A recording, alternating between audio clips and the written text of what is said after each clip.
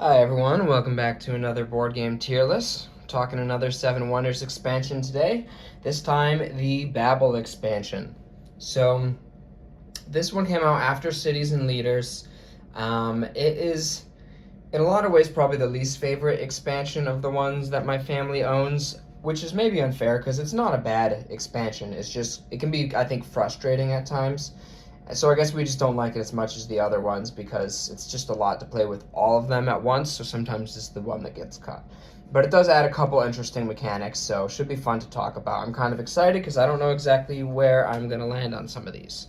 So, the first mechanic, I'll just put our first one out here, is the Great Projects. So the idea here is that everybody is working together to try to complete this project, in this case the Rampart Road. So in order to complete it, you have to first play a card of the color shown up here.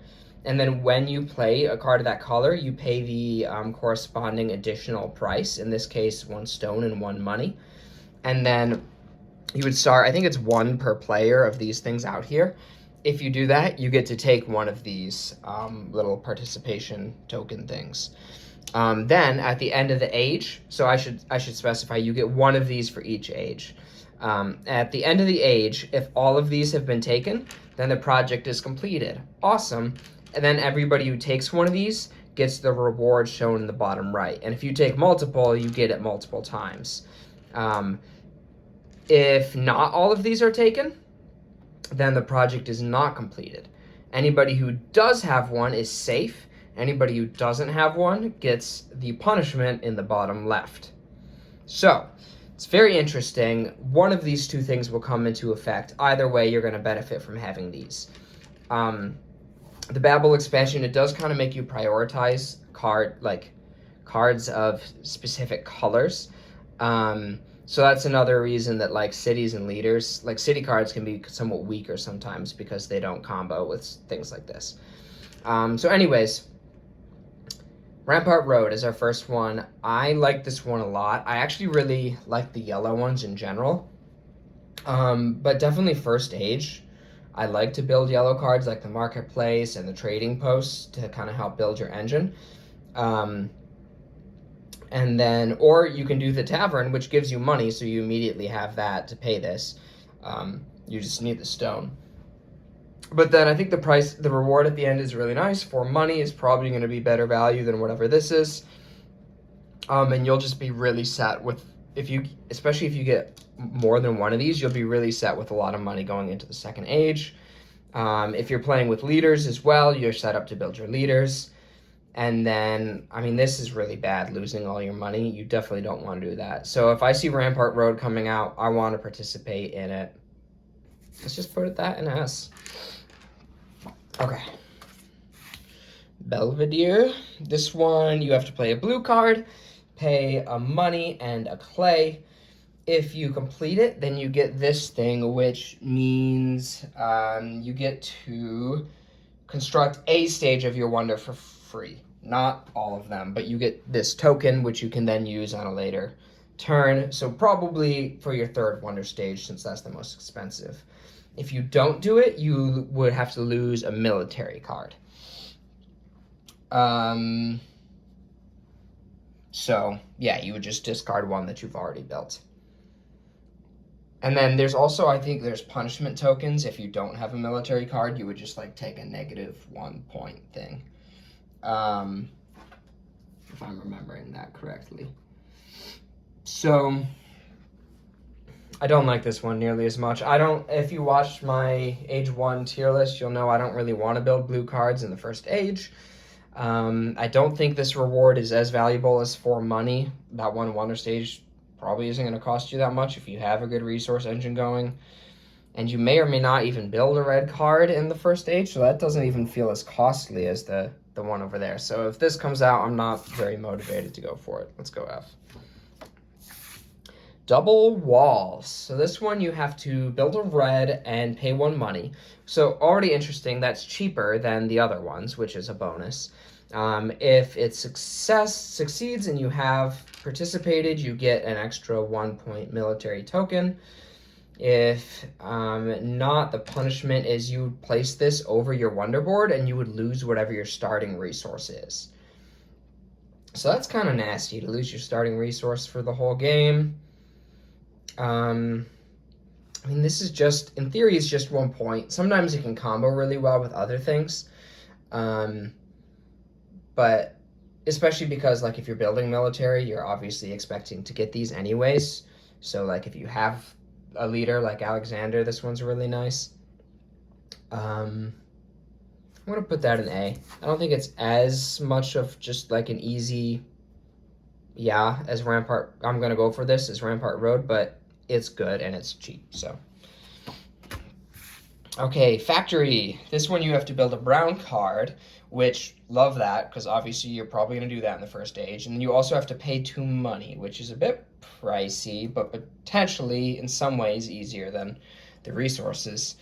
If you fail it, you have to discard a gray card, which is obviously not great. If you succeed, then you get this little token here, which means that in like a future round, you can return that to the supply in order to get one of these without having to do the normal costs. So that's a good reward. As you're going to see, these get more valuable or more harmful as the ages progress. So this is like a small investment now to get something better down the road. I don't mind this this punishment is honestly pretty bad if you spent the time to build a gray card. But you also might have not spent the time to build a gray card. But overall, I think this is definitely one that I want to do. Let me put that in S. I might adjust these. I'm going to put that in S for now. All right, and then this is our last one for the first age. Cranes. Build a science card, pay 1 money. And then the reward is that token, which you later can return to construct a building for free. So theoretically, you're probably just going to hang on to that till the third age and then you get something big for free. The punishment is you lose a brown card, which is bad in the sense of you are likely to build a brown card, but it's not that bad in the sense of they're pretty cheap and easy to replace. But I also like that this one's cheap, only 1 money. I did say that the science cards were S tier in age 1, which, is kind of take it with a grain of salt depending on the context. But yeah, this one seems pretty good as well. So honestly, I'm going to slide this down to B. I'm going to say that these are all A's. No, I'm going to put factory in S because I think that's just always going to be good. These are probably going to be good. That one's just always good. That one's, good, but nothing special. This one's the weak one, I guess, for age 1. You're only going to get 1 of these each age. Which one you flip might affect your strategy, of course, what you would want to go for, and what strategy you're going for affects how happy you are to see one or another of these. But moving on to age 2. This one is the sewer network. So science, it costs you 2 money. If you fail, you lose a military. If you succeed, same reward there. So I think very similar to Cranes. But I think it just becomes a little bit less. It becomes a little trickier because at this point, if you didn't go for science in the first stage, it's probably too late to start going. And this thing becomes, I feel like, it's still pretty valuable because you're probably going to save it for the third age. But we'll just put this in B. Obelisk. All right, build a blue, spend money and a papyrus. If you succeed, you get an extra military shield. If you fail, you lose a brown card. Okay, I mean, that's fine. I'm a little more open to building blue, but it's still kind of expensive. And I don't think the reward's that great. So we're gonna dump it in F again. Riverport. All right, build a yellow, spend a money and a loom. The reward is now 6 money. The cost is still losing all your money. So I think this is still very good, just as good as the first age one was. War Mirror. All right, you can start to see they're kind of following a pattern here. First age, it gave you a 1-point bonus. Now it gives you a 3-point bonus. You would lose a blue card. The cost is much more expensive, though. 2 money and a glass. But obviously the reward is 3 times as good. 3 points is a pretty strong reward, so I think it does merit being expensive. We're going to put it in B.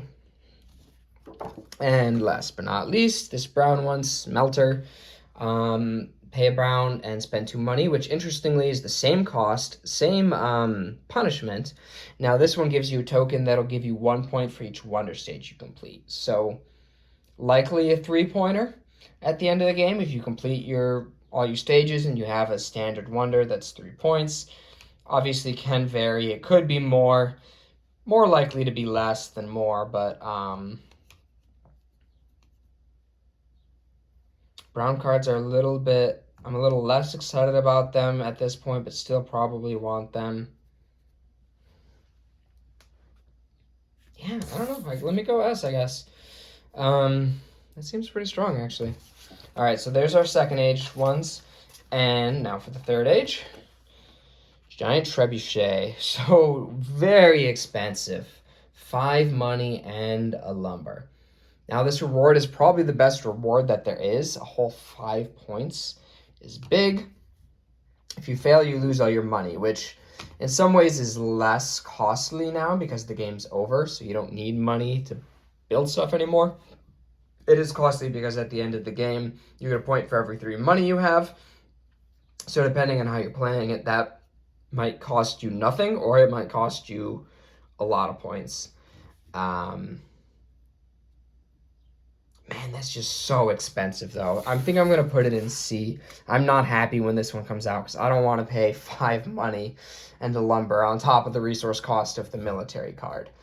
So I'm probably going to do it, but I'm probably not going to be happy about it.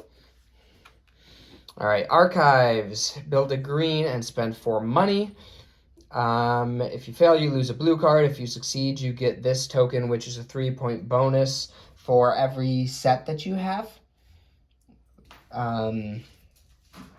That's pretty good. If you're going for science, you definitely want to see this one come out because this is likely going to be value for you. You're going to want these. It is a lot of money. If you're not going science, this one is terrible for you. You might just choose to accept losing a blue card if you have like a cheap one. So, yeah, I'm going to put it in C. All right, this one is our first guild-related one. So when you play a guild, you have to pay 4 money, and you get this, which gives you a point for every guild that you and your neighbors have. If you fail, you lose a science, which if you're going for science, is pretty bad. If you're not, who cares? This is probably pretty good because the fact that this is in play means people are going to try to build guilds. So this is probably going to be worth some decent points. And the punishment's not bad, so I don't know. I think I'm actually going to put this in A. Guilds aren't like essential, but you usually end up with 1 or 2, so I like it. Grand Bazaar. This one gives you 12 money. You have to pay money to get it, obviously, so you have to take that into account. If you fail, you lose a military card. I think this one is awesome if you're going for the strategy of I'm going to get points through money. Like if you have Midas or the Gamers Guild, then you are going all out for this. Otherwise, the money doesn't really do much for you because the game's over. So this essentially equates to 4 points, which is still good. But I do think it's a little weaker than the other yellow ones, just because, the game's over. You can't use that money. And you do have to spend so much money to get it. I'm going to put that in B. Triumphal Arches. All right, if you cost 5 money, if you succeed, you get a 2 shield thing. If you fail, you lose 2 military victory icons. So this might be one that, I don't know, you might care about more if you're going military and not as much if you're not. I was kind of hating on the Giant Trebuchet for being so expensive, but they're actually all cost 4 or 5 money now that I'm looking at it in the third age. I do think the third age is when you want to build blue cards, and 2 shields could be a difference maker, so I think this one's fine. So we'll put that in B. So here we go. We got a lot of pretty even spread. I think maybe these could go S. Maybe giant tribute. Maybe these could go up. I really don't like these. These are, I think, my least favorite. And I guess the brown ones are pretty good. So there's our great projects. Well, we're talking Babel. We'll just launch right into part 2. The second mechanic that Babel adds is called the Tower of Babel. So this is what's cool about this expansion, is it does add 2 interesting, new, unique things. So this is going to be in play in the center of the board. I think there's different sides based on player count. And before the game begins, you would spend a turn drafting these tiles, just like you would with leaders. And then at any turn, instead of playing a normal card, you can discard a card to play one of these tiles, almost like discarding a card for money, except you get one of these out. So they're free. They don't cost you anything. It just costs you a turn, which obviously is kind of expensive. But it doesn't require any resources. And then once these are out, they have different abilities that apply to everybody in the game, because this is kind of like a mutual thing, right? So anybody can play out these, but whatever you play out there affects everybody. If you go around back here, then you cover them up. So they don't necessarily last forever. Only the effects of the face-up ones apply. Now, you also get points for this. If you've played one of your 2 tiles by the end of the game, you get 2. If you play 2 of them, you get 5. If you play all 3, you get 10 points at the end of the game. So that's another incentive to play them. So, without further ado, let's look at the actual tiles. Okay, so this symbol, if it's red around it, that means it's an added cost. If it's green, that's extra money. And then the A means it's equal to whatever age it is. So this means, and then this shows using a chain. So this means whenever somebody uses a chain, they have to pay extra money equal to the age. So if they use a chain in the second age, they have to pay an extra $2. If they use a chain in the third age, they have to pay $3. These are all going to be pretty situational, because it just depends. If you're somebody who needs the chains, you really don't want to play this tile. But if you're somebody who has a lot of resources and you don't need the chains, you probably want to do this, because it's going to devastate your opponents. So I'll say I'm going to put that in A. See how this shakes out. All right, that one is a free lumber or stone for everybody once per round. So obviously very kind. Does it necessarily help you any more than it helps your opponents? I don't know. So that's why I'm going to put it in C. It's a nice one to play, but it doesn't necessarily make a difference. This lets you borrow your neighbor's chains, which is very interesting.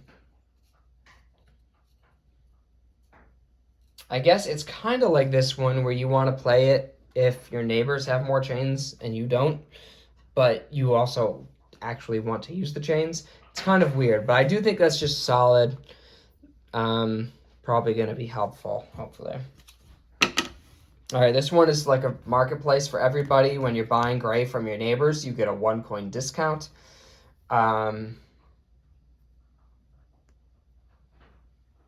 Yeah, so helps everybody equally. So I guess we'll just put it in B. Well, no, I guess we'll put it in C. It doesn't really give you an advantage.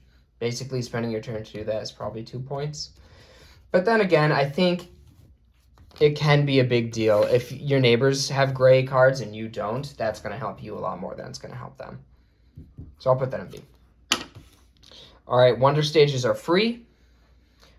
So that's going to be good if you are somebody who doesn't have a lot of resources and or has expensive wonder stages. I'm going to put it in C. I don't think it's significantly impactful. No, I'll give it a B, just because I'm assuming you're going to play this if you have a wonder like Giza, not if you have a cheap one. All right, this makes winning military less valuable. So if somebody would get a 1, they get nothing. If they would get a 3, they get a 1. If they would get a 5, they get a 3. So if you're someone who is losing military, this is a really good way to steal points away from your opponents. If you're not someone who's losing military, it's obviously, if you're planning on winning military, it's obviously terrible. So I'm going to put it in C because I want to win. All right, this makes buying brown from your neighbors more expensive.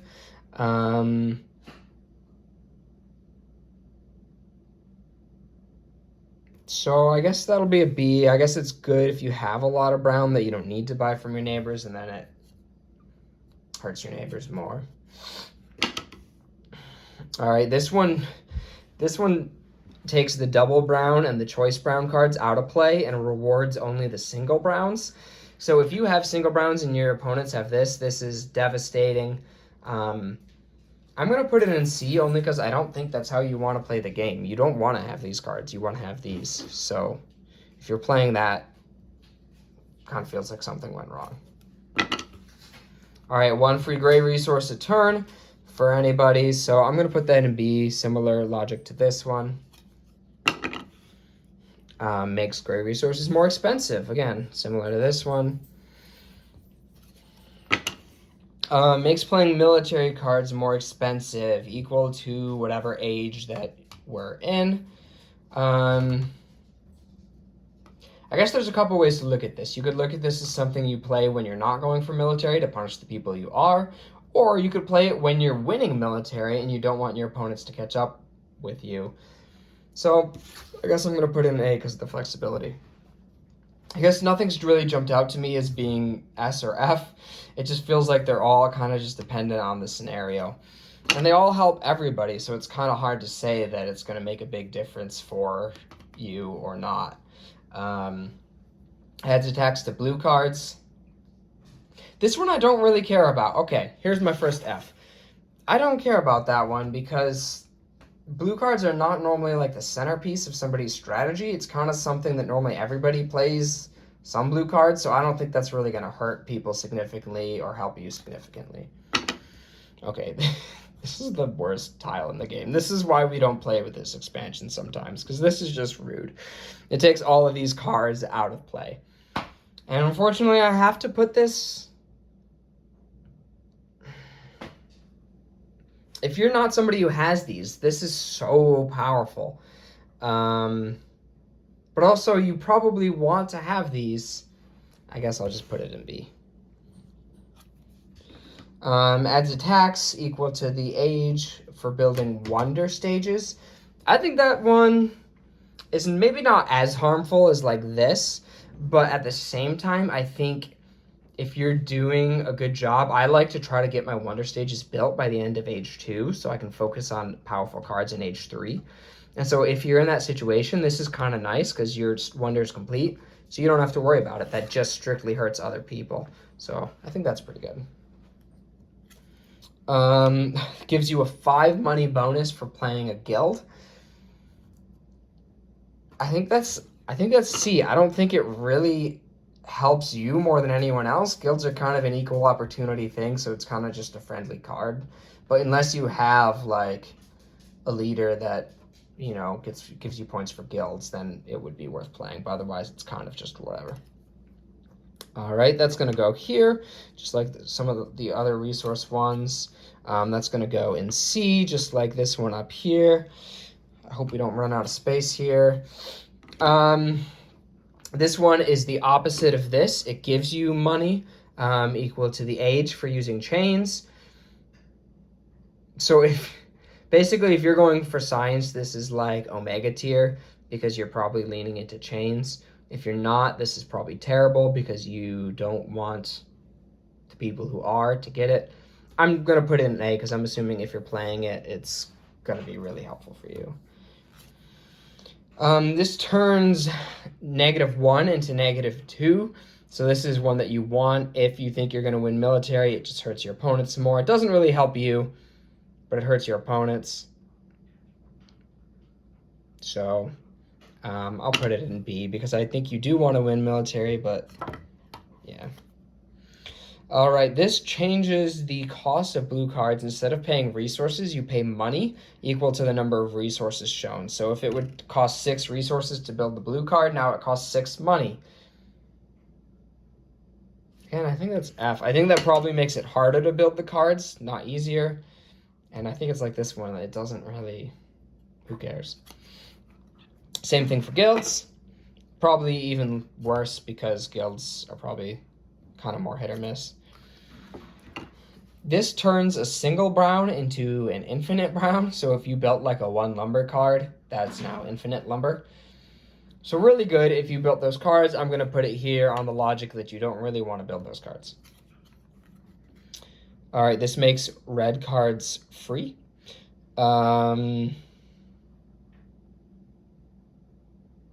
I think we'll put it in C. It's kind of like, okay, that's nice for everybody, but does it really give you an edge any more than your opponents? I don't think so. Gives you money for building blue. Just like the guild one, it's kind of just friendly, but like, I don't know how much it really helps you. All right, let's stack these a little bit. So we don't run out of space here. That's I think a make your own customizable one. That is 2, and that is 2. So I guess that's all of them. So I guess no S tier. There was none that really jumped out. But some of these obviously can be super good if it just depends on the situation. Like I can easily see many of these being S tier depending on what you're doing. They're just hard because it's all contextual. Depends what you're doing, what your neighbors are doing. It is tricky because whatever you do applies to everybody. But I think some of these do tend to be less powerful, and some of these have the potential to be very powerful. So that's the Babel expansion. Thanks for watching.